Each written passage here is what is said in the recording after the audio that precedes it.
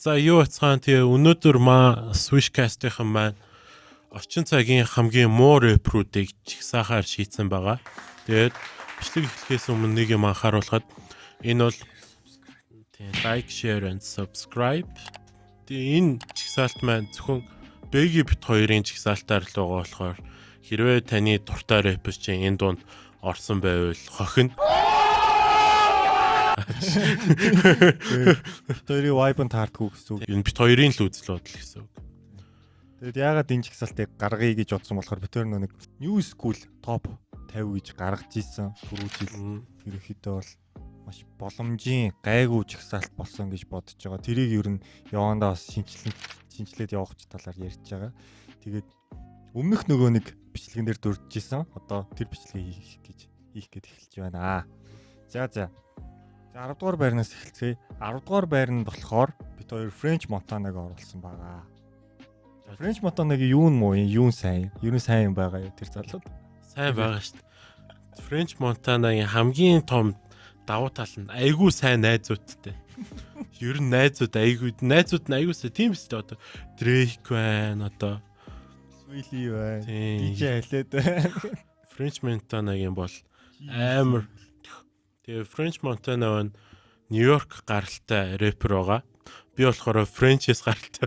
Ер нь Францын болоо гэсэн чинь Нью-Йорк гаралтай байсан юм байна. Тэгээд нэг онцлог юм энэ чигсаалтанд орж байгаа ер нь хамгийн хөгшин рэпер байгаа. Энэ нь болохоор 84 оны рэпер байгаа. Одоо ер нь win бараг дуусж байгаа л нэг тийм рэпер. Ер нь New School-ээс гарч ирсэн шүү. Гэхдээ French Montana одоо юунд тааруу гэх юм бол нэгдүгээрт үглэлт байхгүй. Нэг тийм содон чамин флоу байхгүй. French Montana-г ерөөсөө ганц авч явдаг юм зүгээр feature хийдэг. Тэр feature хийжсэн дуунууд дээрх feature хийж байгаа од рэпер нь лалдаг болохоос French Montana нэх алаад байсан юм байхгүй. Хэрвээ санживэл одоо Swilly-тэй хамтарсан те. Unforgettable тэр Swilly л авч явдаг болохоос French Montana нэх алсан юм байхгүй. Тэгээ бүр тэр GC-ийн нөгөө нэг No Limit гэдэг дуу дээ ш. Тэрэн дээр бүр ингээ feature хийж орж ирээ. Бүр тэр дууг ингээ унгааж исэн. Бүр юм юу байгаа. Ер нь feature хийх болгондоо French алдаг л та тухайн дууг. Тийм болохоор 10 доор болсон юм. Тэгээ продюсерууд нь бас ер нь дуун дээр нэлээд сайн ажилдаг юм шиг санагдсан надаа. Яагаад гэвэл одоо нөгөө нэг feature хийж байгаа гэдэг чинь өөрсдөө дуугаа бараг бэлэн болгочоод нөгөө артисттай толилуулж өгч яах гэсэн үг шүү дээ. Тийм болохоор ер нь production талтай айгуу сайн дуунуудтай. Тэгдэг бахо French. Андаа энэ дуун дээр хамтарсаас тэгээд мань жоох явахгүй бол шахахгүй байна. Дэжгүй дуугаас тэ андаа. French Montana-гийн би л цомгийн бүрнээр бол хийзээ сонсож чадахгүй юм байна. За дараачийн хүн нь маань бол Smoke Purp байна. Флоридагаас гаралтай. Lil Pump-ийн үеэл ах. Тэгтээ хийзээч явахгүй. Энэ рэпер болон гарч ирэхдээ амар Audi гэж алж исэн. Тэгэл тэрнээс хойш Audi-тай гал байгаа.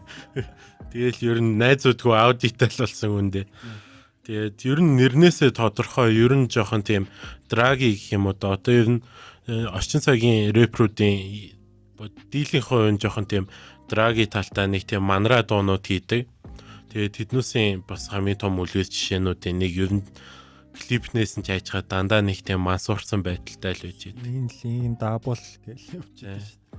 Тэгээд Smoke Purp болон ихний хитэн дуунууд нь айгүй боломжийн одоо нэг юм хайп дээр рэпрүүд гоё явдсан ш цаашаа ингэ шинэ Smoke Purp яг байрандаа байгаа л яг нэг төрлийн битэн дээр нэг юм хүчтэй байстай битэн дээр те ингээл нэг үгэлдэг тэгээ нэг тийм монцгой содон чамин флоу юу байхгүй лирик нь аваад ах юм бүр байхгүй тэгээд царайч гэж нэг аваад ах юм байхгүй тэгээд нэг CDTV гээд ютубер байдаг тэр ютуберийн ер нь бол хамгийн их нэлээд хантай жишээ гаргадаг.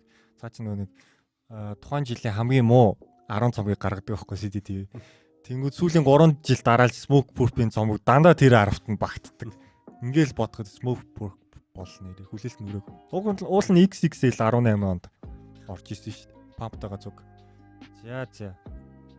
Ингээд Smoke Purp-ийг бид бол 9-т оруулсан байгаа. Тэгээд ташрам дуустахад энэ бол яг бүр энэ тэдний хамгийн муу энэ тим гэсэн бүр тим чигсаалт биш. Ерөнхийд нь ингээд яг 10 үнэ нэрлээд явцсан байгаа шүү. Нэг Хоёрын нөгөө нэг зүгээр л үзэл бодлоор юу гэх одоо нэг энэ хүн л амар ингэж амар хайптай байгаад байдаг. Тэгтээ амар сууг рэпер гэж тэгдэг зүгээр л дараал хэл ойлгох.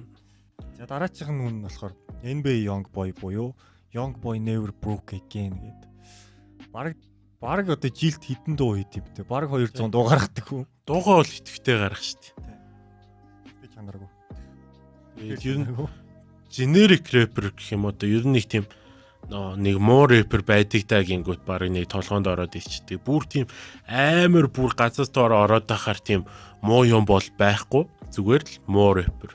Тэгсэн мөртлөө амар юм hypeтай ингээд амар тийм олонний анхаарал татдаг мөртлөө яг тэрэндээ зөгцсөн дуунуудаа гаргаж чаддгүй. Тэгээд сүүлийн үед уул нь нэлээд фичерүүд бас хийх гэж үтсэн. Ахих гэж үтсэн. Тэгтэл бас л амжилтгүй л юу нь яваад байгаа. Рэпрүүдийн нэг юм уу да. NBA Young Boy-ын яг ингээд за энэ рэприйг энэ дуугаар л тодорхойлчихно гэд хэлчих тийм дуу байхгүй байхгүй. Наад зах нь одоо нөгөө Kodak Black ч юм уу, Trippie Redd ч нэг тийм дуутай шүү дээ. Kodak Black гэвэл одоо ZZ те. Нөгөө нэг сонин дуу чи гэвэл анх гаргаж ирчихсэн. Kodak Black-ийн нөгөө нэг гэдэг. Нэг амар нөгөө Христийн тийм дийлмэн дийллээ. Ella Metro on that beat. I pull that down like to see you win and they wanna see you in a penitentiary. Тэгээ нэг тийм клиптэй шүү. Trippie Redd-д бол одоо Dark Knight Damo гэдэг гайгууц хитэн дуу байгаа. Put up in a drop top, she dropped it. I put up in a drop top, she dropped it. Тэгээ гайгуу фичер хийдэг. NBA Young Boy яг бүр юм сайн фичер ч гэхэд хэлчих дуу байхгүй. Би дээрээс нь яг дуунуудыг сонсоход яг нэг дуугаа сонсож байгаа юм шиг надад санагддаг. Тэгэл ер нь муу гэж боддог доо. Ер нь бас залуу рэпрүүдийн нэг л дээ одоо 99 оных байгаа. 21-тэй гэсэн үг шүү дээ. Хөгжихдээ боломжтой яг 2-3 жилийн дараа бид нар шал өөр юм ярьчих болно. Гэтэ ямар ч гэсэн одоогийн байгаа байдлаар бол энэ юм дуу. Хамгийн тааруу рэпрүүдийн нэг мөнөөс мөө. За дараачийн байранд бол Block Boy JB aka Drake-ийн гаргаж ирсэн хамгийн фейл том рэприйн нэг 3 дахь төмсөх нь байгаа. Тэгээд Block Boy JB-г бол угаасаа амар гоё тодорхойлох юм байгаа.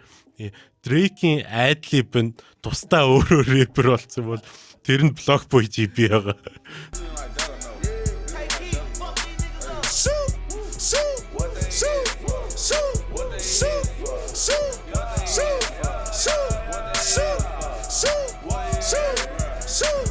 Нэрээ Luke Alive гэдэг угаасаа ганцхан дуутай. Угаасаа ганц л дуутай гимээр тэр рэпер зөө. Тэгээд тэр дуун дээрээ зүгээр нөгөө нэг сонин бүжиг хийдэж штэ. Тэр бүжигээ хийгээл тэгжл од болсон. Тэгснээс тэр дуу бүхэлд нь баг Drake-ийн дуугээ хэлчихэж болно. Өөрөө дахилтыг хийж байгаа. Өөрөө тэр гол панчлайн одоо явж байгаа нэ. Тэр клипэн дээр нь хүртэл Zack-ын дэлб тоглож өгсөн штэ. Memphis гаралтай гэдэг. Тэгэл яваагүй. Block Boy JB бол илүү бүжигчин болол таарах рэпер. Ер нь маркетинг талаасаа бол нэлээд л амар олон том боломж авч ирсэн ч яг уу нэг л амжилтгүй ер нь чадваргүй рэпер гэхэд болно доо одоо ямар ч тийм чадвар байхгүй тий. Уул нь битийг хийдэг хүн чинь нөгөө нэг take it штэ. Take it-ийн бит бол уул нь алдаг байхгүй бүр. Хядчихсэн штэ яг тэр 18 онд. Тэгтэл Block Boy JB амар шаагаагүй.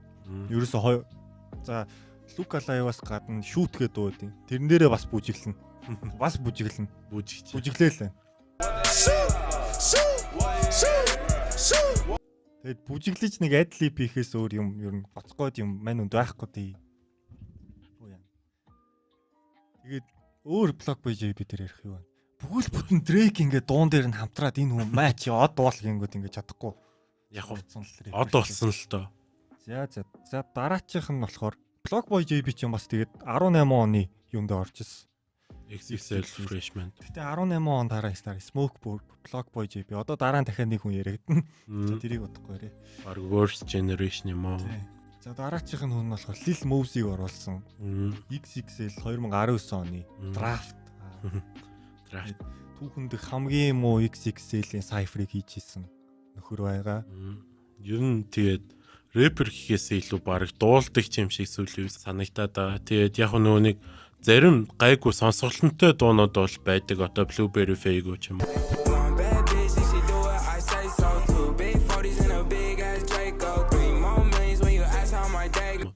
биднес бол гайгүй сонсчихмоор. Тэгээ тийм болоод ч тэр дуунууд нь одоо YouTube, Spotify гэхээс илүү TikTok дээр бүр амар алттай болчдөг. Тэгээ ер нь жоох хөвгтөлтэй одоо Гэхдээ гоё харьцуулт болсон шүү дээ. Америкийн бабуу. Нэрээ ингээ амар ер нь яг тийм дуулт стилийн харангууд. Гэхдээ цаашаа явах л ах л та. Одоо амар залуу байгаад байгаа л та. Тэгвэл түрүү жил мэлнээр үнэхээр Lil Mosey-г ус авах юм байхгүй байсан байхгүй. 2002 оны хүүхдөө Вашингтоны. Тэгээд Lil Mosey маань одоо тэгээд яах втэ уулна хийгээл явж гэн муул хийгээд байгаа болохоос Зөв продюсер дээр очино гэдэг чинь бас айгүй аз л та. Маань он тэгээд жоохон яг л lyrical lemonade дээр юм хийгээлэдэг болохоос. Гэтэ нэг тодорч бол гарч ирэхгүй л байх гэж бол бодож байна. Хитэн дуун яг уу те TikTok-оор viral болдог ч юм уу те. Тийм жагаал дуусах байх та. Энэ жоохон хэцүүдвэл баг fail off болохоор л харагдж байгаа рэпрүүдээ нэг. За дараачийн рэпер бол Bad Baby буюу High Beach. White Horse, White Beach, High Beach, By Beach үстэй те. Тэгээд Bad Baby бол Dr. Phil гээд та нар мэддэг бол ер нь амар асуудалтай юм сэтгэл зүгээс гадна ингээд ер нь амар тийм асуудалтай хүмүүсийг нэвтрүүлэгтээ оруулж ирээд ярилцдаг байгаа гэр бүлийнх нь хамт. Тэгээд тэр үеэр нөгөө Cash Me Outside, How About That гээд одоо нөгөө гарч үзүүлсэн тийм утгатай catch байсан шүү. Тийм ер нь тэр catch phrase-ээр бүр амар баг суперстар болсон. Did you say the hoes are laughing? Yep. So the audience are a bunch of hoes. Yep. Catch me outside. How about that? Catch you outside? What does that mean? What I just said. Тэгээд тэрийгээ далимдуулаад продюсертэй хамтраад нэг продюсер олоод ер нь над ингээд олсон viral мөчийг ч ашиглаад карьер үүсгэж яа гэд ер нь рэпер болгосон байгаа. Тэгээд яг уу ер нь одоо ч гэсэн муу байгаа л та. Гэхдээ ер нь сүүлийн 2-3 жил бол жоохон сайжиж байгаа харагдсан. Гайгүй feature хийгээ яваад идэг. Гэхдээ 18-тай л 17-тай 18-тай. Тэгээд 14-тээс эхлээ маань ч viral болчихж байгаа. Тэгээд Gucci flip flop гэдэг амар бас meme шүү дээ. Тэр дуу чи үнэхээр meme дуу байхгүй яг үнэндээ. Gucci flip flops, fuck it, hit your bitch in massage. This a big watch, diamonds dripping off of the clock. Pull the 6 out, winter time, dropping the top. Give it to they pussy ass, turn this shit up a notch. Тийм сандаач биш. Одоо TikTok дээр бас алдаг. Онуудын нэг байсан. Тэгээд нэг аваадах юм байхгүй. Одоо юу гин бас монголоор бол юу локсем юм ааш. Мим болоо гараад ирсэн. Тийм локсеми арай жоохон амжилттай болсон л хөвлбөртэй. Амжилттай ингээд цаашаа уран бүтээл хийгээд байгаа хөвлбөр нь л юм уу да. Тийм бусдаар бол нэг аваадах юм байхгүй байна. Ер нь бол энэ жигсаалтад орж байгаа хамгийн насаараа хамгийн жоохн нь байгаа. Саяны төссөн Lil Mosey-гоос нэгээр дүү 2003 оны рэпер байгаа шүү. Тийм бас Флоридагоос гаралтай. Энд ер нь Флоридагоос гаралтай маш олон рэпер байгаа. Жишээ нь Smoke Purp байна. Bad Baby нэмэгдчихээн. Ер нь Флоридо ягаад юм муу рэперүүд гаргаж ирсэн юм. Флоридагийн рэп нь угаасаа нөгөө нэг анханасаа зүгээр л юм хайплах л хөгжимтэй одоо тийм одоо секс юу гэдэг тийм юу дуулдаг л Dirty South гэж бас тухайн үед нэрлэгддэг байсан. Тийм болохоор л юм муу рэпер төрдөг бах та. Гэхдээ манай Rick Ross бол Флоридагийн Rick Ross бол XX Tentacion-аар Флоридагийн хоо. За дараачийн таруу рэпер бас нэгэн эмэгтэй рэпер орж ирж байна. Энд гэхдээ бол та бүхэн бол мэдэх бах. Та бүхэн бол үсгийг харж ирсэн байх. Гоё дуртай рэпер ч юм байж магадгүй эсвэл зүгээр харах дуртай рэпер ч юм шиг магадгүй. Энэ бол Iggy Azalea. Iggy Azalea бол энэ дундаас баг хамгийн нэр хүндтэй гэж алдартай хүмүүсийн нэг. Одоо Nick Young-ийн X нэ. Тийм ялангуяа Iggy Azalea-гийн өгцөг бол өөрөөс нь баг илүү алдартай. Тэгээд Iggy Azalea ч одоо тэгээд яг та хамгийн анх Charlie XX од болгож гаргаж ирж ийсэн. Нэг юу штэ. Дуун. Тэгээд фэнси штэ. Бүр мартсан биш штэ. who that? They do that. Put that paper over all. I thought you knew that. I be the I-G-G-Y, put my name in bold. I've been working, I'm up in here with some change to throw. I'm so fancy. You already know. Тэгээд тэр яг уу үнэхээр алж исэн гоё тэ баар маран тавихад тэрнээс хойш үнэхээр тэрнээс гэлтгүй ер нь яг яг би цомгийн тухай сонсчихсан байхгүй. Эхлээ гоё санагддаг байсан.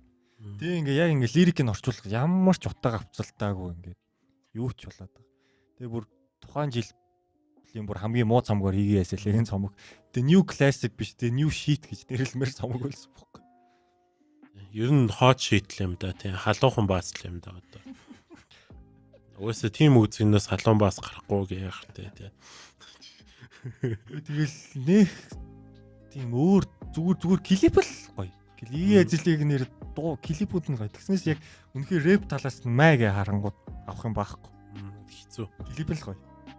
Уул нь би яг анх сонсож байгаа хүнд бол игээс хэлээ айгу дайггүй үгэлж ийж магадгүй юм шиг сонсогддог. Гэхдээ яг тийм хэлж байгаа юм нэх байдгүй. Ер нь corny bars их. Тэгээд бас дээрээс нь жоохон тийм драма дээр их тулж карьераа өсгөх бас заримдаа хандлагатай байгаад байдаг. Ер нь хэцүү рэпер те. Ер нь fancy ягаад од болсон юм гээд fancy-гийн клип нь өөрөө Clueless гэдэг Америкийн өсвөр насныханд амар од болсон клип байхгүй юу? Яг тэр outfit нь те. Alicia Silvers тоо нэг жүжигчний бол яг юутай юм дөхүү гаргаж ирсэн. Тэгэл од болцсон. Болохоос уснгаар бол суух. Ер нь Charlie XX л од болох ч гэсэн юм да. Charlie XX үү? XCX. Эсвэргээр Charlie XCX бол үнэхээр гоё дууч. Аймаа дээрэс нь айгуу сайн продюсер. Тэгээд Paramore-ын зарим дуунуудыг хийж өгч байсан. Тэгээд нөө нэг бас ер нь зөндөө олон нэг тийм бидний чихэнд хүрчээсэн том дуунуудыг бол продюсерлж зарим нь биччихсэн байх. Our Stars гэдэг киноны саундтракийг дуулжсэн. Дээрээс нь юу штэ те. Boys гэдэг гоё дуутай. Кач хөөрхөн дуутай. За 3-т бол Lil San, AKA Sanarchi, AKA White Trash, AKA энэ хороогийн хамгийн суг рэпер. Нэр энэ хороогийн хамгийн суг рэпер. Юки одоо энэ хороогийн од болцсон хамгийн суг рэпер Lil San бол авах юм юу ч байхгүй. Lil San-ы хөгжмөөс ер нь аваадах юм байхгүй. Lil San-ыг хүүхдтэй бити сонсохоор Lil San-ыг өөрөө сонсдог болвол бити сонсороо гэж гуйж байна. Ягаад гэвэл рэпер биш. Ер нь л бүр trash. Тэгээд Lil San болохоор ер нь сая жил мөлийн өмнө нэлээд од болж исэн emo rap-ыг ер нь яг түлхэж өгч mainstream руу оруулахад хамгийн нөлөө үзүүлсэн рэпрүүдийн нэг. Тэгээд ер нь нөлөө үзүүлээгүй тэр чинь 8 Lyrical Lemonade нөгөө нэг яг мандаж явж байхад л нэг гарч ирсэн юм цагаан арьстай юм жоохон хүүхдтэхгүй. Тэснээс одоо нөгөө нэг Just don't make me, just don't fake you. Тэр чинь юу гэдэг нэртэй дуу? хамгийн viral дуунаас тийм. Ганц тэр дуун л нэр авах юмтай бусдаар байхгүй. Zans don't make you, Zans gon' take you, Zans gon' fake you, Zans gon' betray you. Тэгээд Lil San ер нь дуунуудын сонсоход амар уйтгастай гэх юм уу одоо яг дуунуудыг нь ямар хүн сонсдгийг нь бол толгойн дотор буугаад байгаа байхгүй юу. Тэгээд тэр шүмжилж байгаа юм биш. Одоо угаасаа тиймээс одоо өсвөр насны нэг охтууд байдэн штэ тийм. Жоох эморсон. Тэгээд тиймээс охтууд бол Lil San-ы фан бейсийг гол хэсгүүдийн нэг байдаг. Тэгээд тэднэстэй зориулаад нэг жоохон юм сайны тийм нэг тийм Drag hoe. Ер нь жоохон хэцүү рэпер тийм. Өөрөө ч гэсэн хэлжсэн ингээд намайг production нь ингээд дуул гэдэг. Би бол ингээд баг боол ухааны ер нь production-ийнхаа тийм. Тэгээд гаргасан цомог нь бүр үнэхээр ингээд сонсохын аргагүй цомог гаргасан. Би бүр ингээд татад сонсоод бүр ингээд харамсдээ шүү дээ. Яах гэж би бүр татад сонссон юм уу? Өө тэр чин за энэ залуу чин за нэг дуунаас нь сонсонгууд цомгоо гаргачлаа гэнэ амар заанарчи маанарчи гэдэг амар сүртэй нэртэй баг. Гормор дээр өөр юм нүцгэн зураг мөрхтэй. Тэг ингээ яг сонсож юу вэ бурхан мэн. нэг дуун дээрээ л сайн ажиллаад бусад дууг нь яасан зүгээр галтуурдаа бусдыг хуваалцсан юм уу хайш. Яг тийм. Тэгээд Би Лилсэн дахиж хизээ сонсоогүй тэрнээс. Сонсогч үсээгүй. зэн тэгээд яг хуу цаагаараа жоохон гонигтай түүхтэй байж магадгүй энэ рэперийн хувьд. Гэхдээ тэрийг нь бол сайн мэдгүй. Юуг нь сайн мэдэх вэ гэхлээр хогийн дуу гаргадаг. Муу рэпер гэдгийг нь бол мэдэж байна. Тэгээд лил зайныг битгий сонсоорой. Уучлаарай. Фэн нүсэн бол өстой уучлаарай гэхдээ фэн байгаа бол чи өөрөө л буруутай шүү. Бид нар буруугүй шүү. Лил зайн бол too overrated as fuck нэр. За. Тэгээд эхний хоёр руугаа оръё. Эхний хоёрт бол мэдээж хүн болгоны мэддэг хоёр рэперийг бид хоёр бол битсэн. За эхнийх нь бол Lil Pump aka Gucci Gang aka D-Rose гэдэг дуу хийдэг aka Skirt. AKA Maj Equal-тай ярьцлага хийжсэн байгаа. Гэтэ би Lil Pump-д дуртай. Hey yo, what the fuck? Дуртайгийн хувьд бол дуртай. Ягаад гэвэл Lil Pump эдгээр энэ яг дотор битсэн яг 10 рэперийг бодвол хид хідэн сайн юм хайплдаг яг өөрийн гэсэн эмотиг илэрхийлсэн дуунуудтай. Одоо жишээ нь Gucci Gang бол айгүй сайн дуу. Сайн дуу гэдэг нь рэп талаасаа биш одоо популяр ертөнцид айгүй сайн дуу. Ер нь хүмүүсийн дахин сонсоод байхаас тийм дуу гаргацсан л да. Түүнээс лирикийн хувьд бол trash гэж угаасаа одоо 2 үг хэлдэг дууг одоо trash гэх юм цааш. Гизүүлтэй тий. I bitch love do cocaine. Тэгээд Lil Pump ер нь амар тийм Gucci Gang-аас хойш ер нь тэр хайпа хадгалжүүлэхийн төлөө амар олон юмнууд хийжсэн. Амар олон рэперүүдтэй худлаа beef үүсгэх гэж оролцсон. Maj Equal-ыг хүртэл дийслээд амжсан. Nigga, fuck J. Cole, nigga, fuck J. Cole.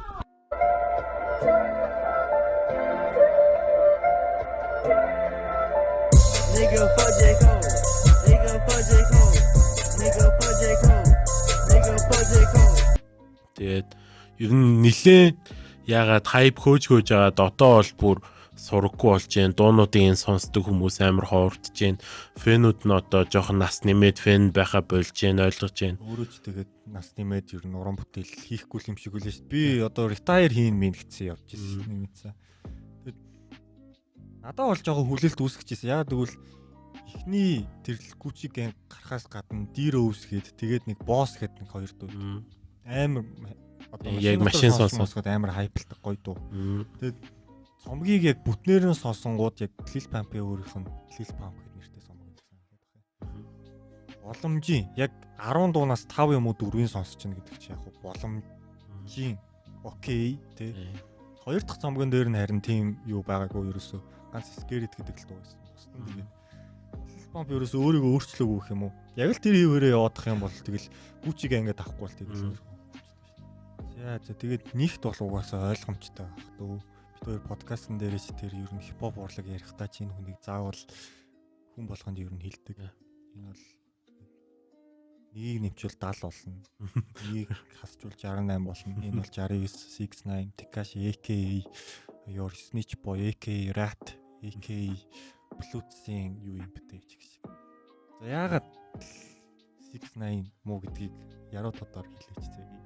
Муу рэпер 69 бол яг одоо нэр хүнд нь амар муу. Тэгээд хамгийн 69-ыг үзэн яддаг дуулдаг нэг зүйл нь бол амар худлаа гангста болж identity үүсгэх. Ер нь яг жинхэнэ гангууд донд байсан гэсэн өөрөө бол яг худлаа яг бич байсан нь бол олонхын донд ингээд дийл тод болчлоо штэ.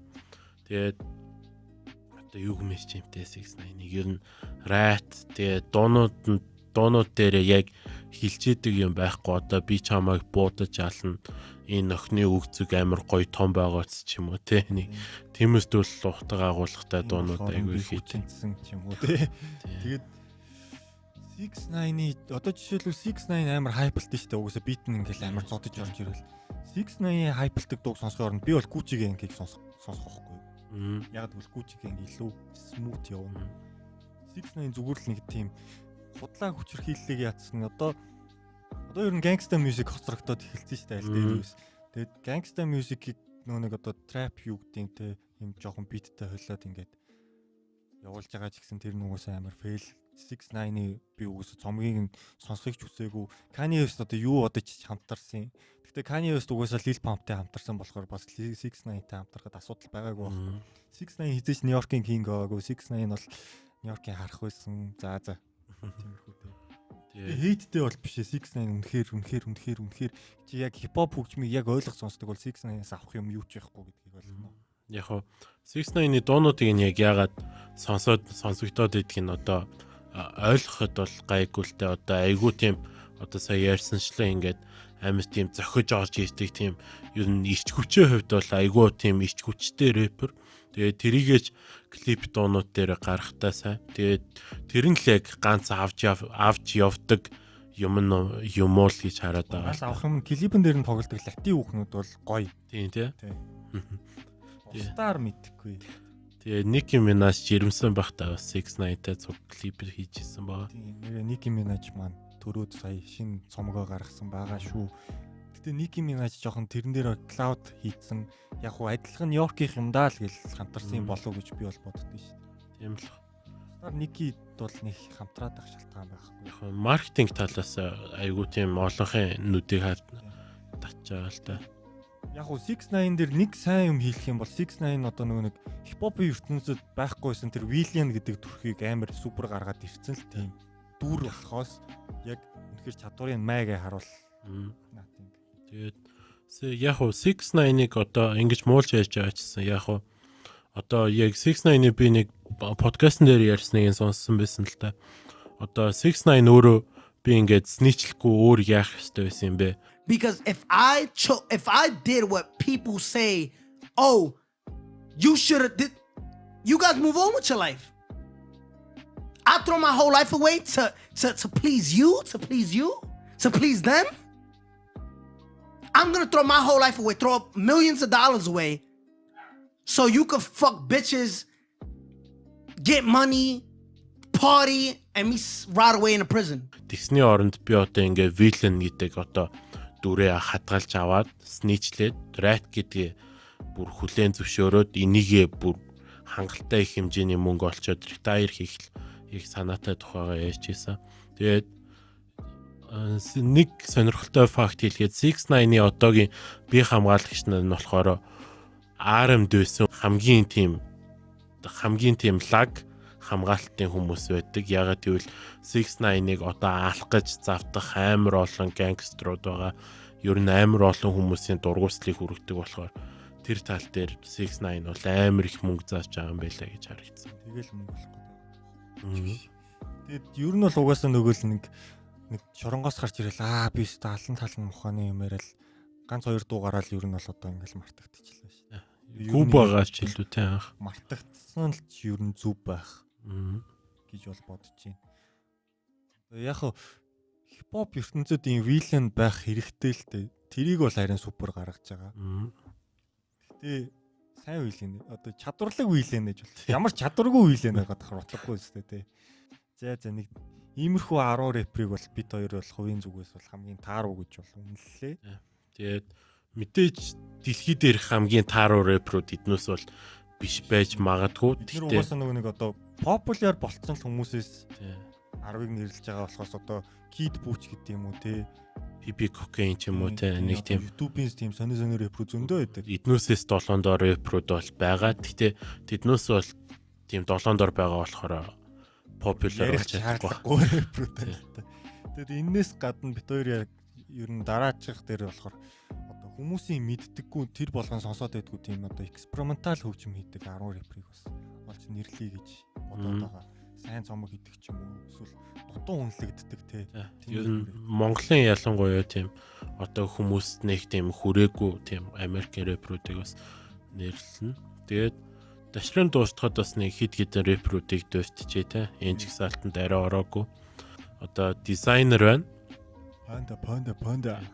Дизайнерыг яагаад оруулах гэсэн бэ гэхлээр юу яг fail off гэдгийг утгаар нь үзүүлсэн рэпер яаж fail off хийдийг бол харуулсан тэр бүр Kanye West-тэй ажиллаж исэн рэпер гэхэд одоо бол Jake Paul-ын үгийг нь бичиж өгдөг болцсон байлээ.